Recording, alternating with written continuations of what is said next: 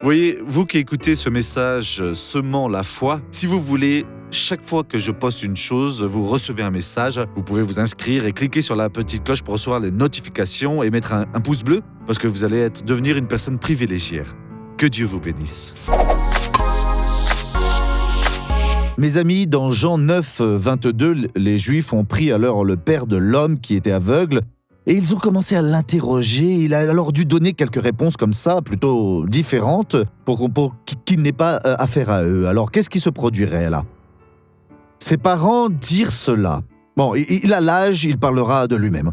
Parce qu'il avait peur des Juifs, car déjà les Juifs s'étaient mis d'accord si quelqu'un reconnaissait alors en lui le Christ, il serait exclu de la synagogue. Et alors il n'aurait pas d'emploi, il n'aurait pas à manger, la personne allait vivre dans une vie misérable, en plus de la pauvreté où il vivait déjà. Et donc ils avaient eu cette tristesse quand leur fils est né aveugle.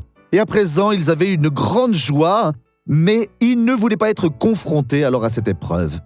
Et alors ils ont échoué. Ils ont échoué de dire la vérité.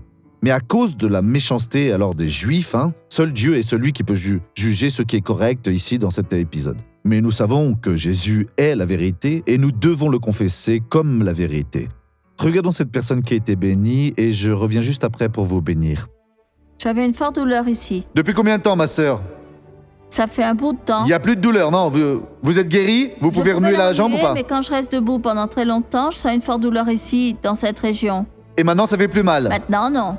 Et ça ne fera plus jamais mal alors. Maintenant, nous allons prier. Père, au nom de Jésus, peu importe Dieu, quel mal est dans cette personne-là.